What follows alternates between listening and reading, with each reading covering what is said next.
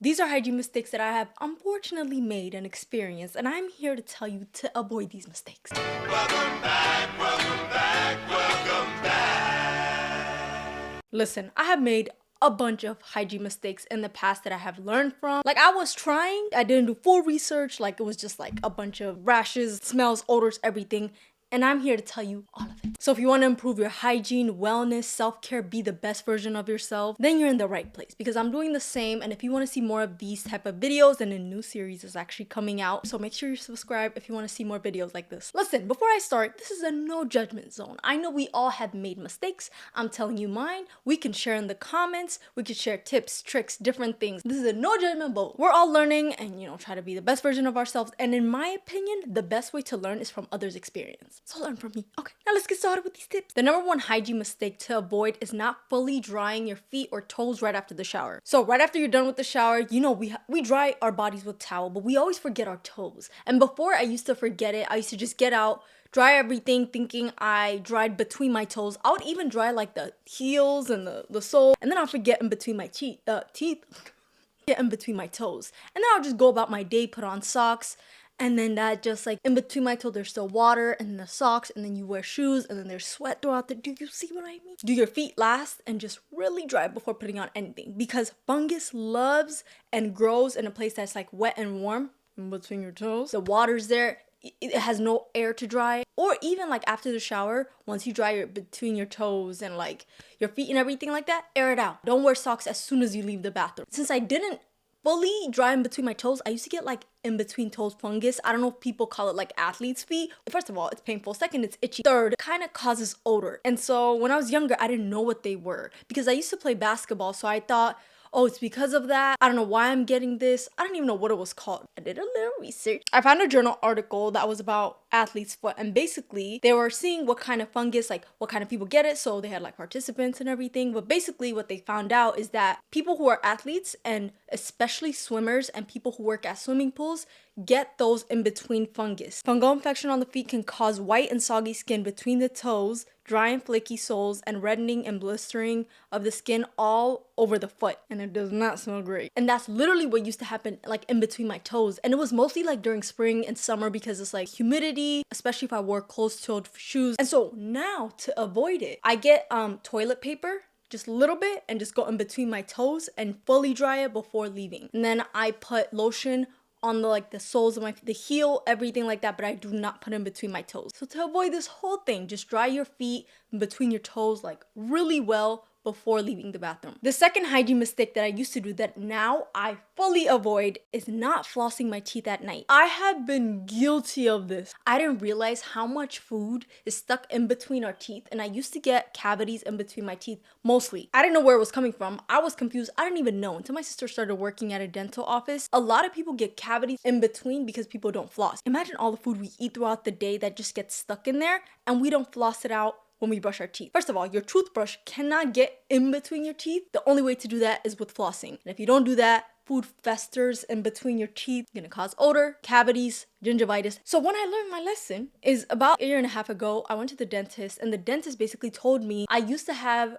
permanent retainers from braces. I couldn't fully floss with the permanent retainers. What happened to mine is it inflamed so bad that I couldn't even put the floss in between. Basically, the dentist told me like, if you don't do something about this, if you don't take out the permanent retainers, those are the teeth that are gonna fall out first.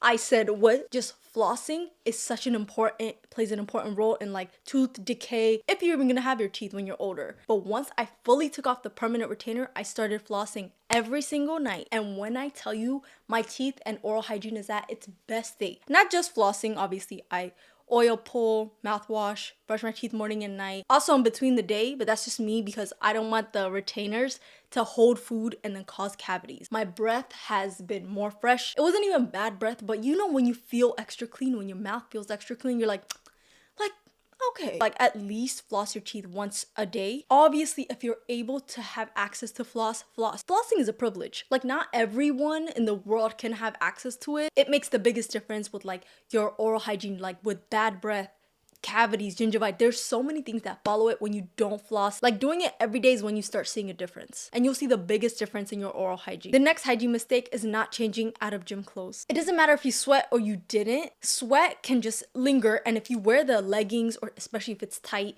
something tight on top, leggings, shorts, sports bra, and you let it stay there the whole day, that sweat just kind of sits. Going back to like in between toes and like, you know, warm, wet places, you don't want to leave that for the whole day. You don't know what it can cause. I know it can cause odor. That's one thing I'll say. Don't let sweat linger all day, especially like the creases and crevices, all of that when it has sweat, even if you sweat a little bit. I did another little research. Like I wanted to know more about this. There's this book called Secret Life of Germs. It's written by a professor of microbiology, and I basically saw a summary. I did not read it. It talks about bacteria and that we have a coat of bacteria all over our skin. That temperature rising, even for a little bit, can mix with the bacteria, and especially if you sweat a lot, like running and everything, and you could like physically see it dripping, it mixes with the coat of bacteria that we have, and that can cause odor because the bacteria feeds on moisture. So change out of the gym clothes like as soon as you're done. Even if you don't want to shower because you felt like you didn't sweat and you'll shower like later on the day, just changing to like sweatpants or like a t-shirt or something like that after you work out, that can avoid and especially like air things out. Also, wear clean gym clothes. Every single time you go to the gym, make sure you're not re-wearing something you wore before. First of all, you want to smell good going inside the gym. Like, have you ever been to the gym where you're like, I smell something, like someone just walked past me and it just funky? You don't want to be that person. So the first foundation thing, obviously, you make sure like you're clean, wearing deodorant, but also your clothes, the smell of your clothes is clean. You don't even have to wear perfume to the gym or like body sprays, but if you want to, that can add to it. But like the basics of like smelling good in the gym is like, if you smell good, you wear deodorant, your clothes smell good, it's clean, and you have like a rotation. Obviously, you don't need a closet full of clothes and gym clothes. I know a lot of people like online show that, but as long as you have a rotation of like, okay, I go to the gym 5 times a week and I have an outfit each week and I just switch pants, top, this, that's what I do. And then weekly, I wash it so that the next week it's ready to be worn and it's clean. Sports bras and like spandex shorts, those need to be changed immediately. And also like going to the gym, you know, if you look good, you feel good. So if you smell good, you look good. You go to the gym, you do better. The next hygiene mistake to avoid is not separating clothes when doing laundry. And I'm mainly talking about colors and whites, but I'm also talking about, I've already talked about this before, but having a light load of laundry instead of heavy one, you want it to wash properly. But what I'm talking about now is separating your light clothes to dark clothes. Obviously, this is not like a hygiene mistake that's like, oh, if you don't do this, you're gonna smell and stink, but you want your clothes to look better. You want your clothes to keep the color. I used to go to a residential school. I went there from like 2nd grade to 12th grade. And when I got to like 9th, 10th grade, I did my own laundry. Before that, there was like somebody else that used to do it. So when I was able to do it, I didn't really know, like the older girls used to teach us like, this is what you do, this is what you do. But what I used to do is I did not want to spend time doing laundry. So I would do a huge load. It would wash and then I'll get it back and I'll just do that weekly. When I got to college, like freshman year, my building had free laundry, which I know a lot of colleges, like you have to pay. Mine, it was like, we can do as many loads as possible, but I still chose to do that huge load and not separate my clothes. There was so many times where something I left in my pocket literally ruined my whole clothes, and it would be like pink coming out or like a blue tint, and I'm like, where's this coming from? It's because I either left like a pen or some type of lip gloss, and my whole clothes would be ruined because I would just get the whole laundry basket and just dump it, not even check pockets, nothing. It would look dirty. It looked like there's a big stain on it, and it just doesn't look like presentable, put together. Now what I do, ever since the pandemic, I feel like that was like a really shift in my life, because it's like at home, like how can I make myself better?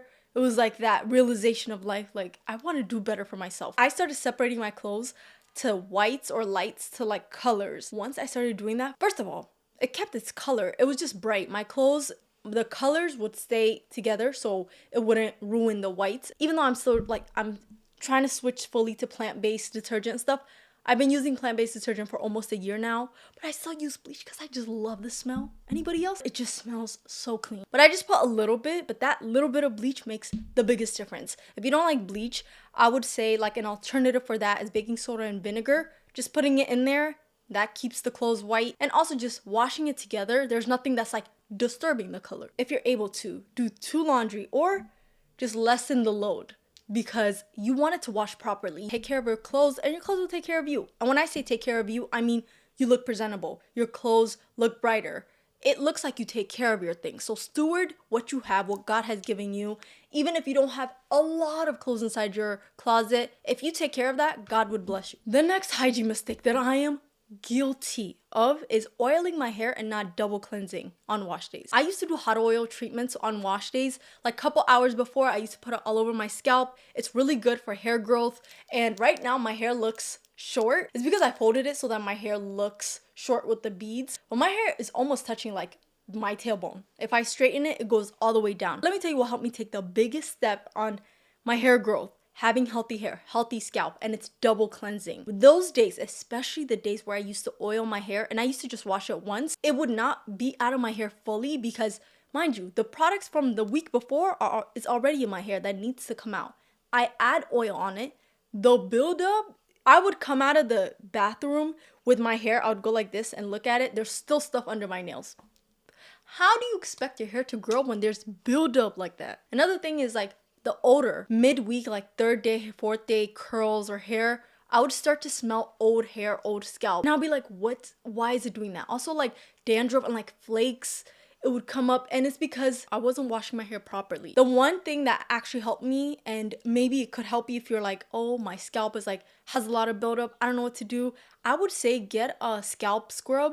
So I got mine from Love Yourself. I know Amazon has a bunch. It's very cheap and it helps, especially if you have nails. Wash your scalp. You could do the oil throughout the week, but hot oil treatments are like a different thing than like just oiling your hair throughout the week. For me, hot oil treatment, it was like heavier oils like grapeseed oil, avocado oil. Oils I wouldn't use every single day, and I would leave it for hours before washing my hair as a treatment. Use rosemary oil or anything like throughout the week. I've just been double cleansing, being really intentional on those days because I know how much buildup I have throughout the week with the cream, leave-in, gel, oil. I need that all out, and I have been seeing less odor. My hair, the past couple of years, the growth rate is the fastest it's ever been. I take my time on wash day, so take your time on wash day. When you wash your hair, make sure it's not something quick that you do, because if you keep leaving it for weeks and weeks and weeks, you're gonna have buildup that's backed up for like 6 months. That's what odors cause, like flakes and itchiness and everything. That's what it causes. So just be intentional. The next hygiene mistake we tend to forget about is not washing the cases. That's the pillowcase and the phone case. These two things are very small, but it played a huge role in giving me acne, like when I was in high school, and I did not know. And I mentioned this before, but I did a whole presentation during my freshman year of college on why you should wash your pillowcase. Surprisingly, I found so many information and articles and everything that I had like a 10-page PowerPoint. Like, that's how much information I found and why it's important to wash your pillowcase. Obviously, there's like, people say there's mite, everything. There is, but I don't want to scare you with that. Wash your pillowcase weekly. Disinfect your phone regularly. I used to get acne right here. Obviously, hormones had to play a role. What I was eating, not drinking enough water. I'm gonna admit, I used to not wash my pillowcase. It used to be like either once a month. This is like my high school era. And then freshman year when I did that presentation, when I tell you it made me itch, I was like, I'm gonna wash my pillowcase every single week. Yeah, it scared me like that because I was like, this lady never washed her pillowcase, went to the doctors. She had mites all over her eyelashes. They don't know exactly if that's the cause of it, but her sheets and her pillowcase, like, she hasn't washed it in months. But once I started washing my pillowcase regularly and changing it, I saw a difference with my skin. I have a satin pillowcase, which helps my hair. But one thing I'll say is, if you don't wash your pillowcase, the stuff from your hair, like especially us curly girls, natural hair girls, if you wear oil in your hair, that transfers to your pillowcase, from your pillowcase to your face. A lot of oil, a lot of sweat, night sweat, all of that can cause acne on your face. When you do laundry weekly, throw your pillowcase, phone case. We don't think about it, but when I'm holding the phone case on my face talking, that can transfer to my face. And imagine where the phone has been. Our phone goes everywhere with us. Gym, car, work, class. If you use public transportation, holding something and then touching your phone to text. A lot of contamination. Also, bathroom. Just disinfect your phone regularly, because maybe that's also the cause of having acne on the side of my face. Especially every time I go to the gym, they usually have sanitized wipes. I get that, and I wipe my phone right before going and changing to leave the gym. So if your skin is sensitive like mine, even if it's not, wash your pillowcase weekly and make sure to sanitize your phone. Small micro things that you do to keep your cleanliness, your hygiene, and that's what gets you there. It's not something huge that's obvious, but small things that you do daily that will get you there to be the better version of yourself. I live by that because I try to do that. So take care of your skin and don't forget the small things that could break out your skin. And the last hygiene mistake to avoid is using too many body products. If you have been watching my content the past couple of years, or even when I first started, you will notice I have lessened the amount of products I've used because I came to the realization that less is more. My skin thrives when I do less, when I use less products. I used to use different body wash, toners, body lotion, body butters every single day. Like my skin needed to breathe. You don't know if one body product is working on you. And I'm gonna admit, I was heavily influenced during the 2020 lockdown because I would sit and watch. That's when I really got into hygiene. And so I would be like, ooh, like I wanna try this body wash. I wanna do this. The next time I went to Walmart, I would buy this new body wash, body lotion, something, and it would stack up. Not only would it stack up, I would forget about some of it, and I would use some of these body products and it would break me out. Rashes, skin irritation. I wonder why. So I would buy more and buy more. Do you see? I'm guilty of that. But the past year, I was like, I want quality products because, first of all, this past year, and especially this year, is a year of quality for me. So quality over quantity. And so I have switched that mindset. I rather have less products that are quality and that work better for me than have a bunch of products that I don't really want. Once I find the product, the body wash that works for me, the body butter, the perfume, something like that, and it works for me, I'm gonna keep using it until it doesn't work for me. Let's say you have a toothpaste already, but you see the new version of like, oh, this makes your teeth extra white. Hold on to it, okay? Finish what you have and then think about if you actually want it instead of impulsively buying something that will just stack up and it might not even work for you. Let's get a little deep, okay? With this topic, I thought about like why I felt the need to buy so many products. And I really thought about it. And I think it's because when I was younger, I wasn't able to get those because, you know, my mom had a bunch of girls and she can't cater to everyone. Like my parents can't cater to everyone of my sisters and my siblings. So I wasn't always able to get the body wash I wanted, the lotion, the hair oil. I would have to wait till like the next time I came back home to get that shampoo that I wanted. So I feel like that void, like filling that void, almost like poverty mentality. Like, let me know if you could relate. Where you're like, oh, like I'm grown now. I wasn't able to have this.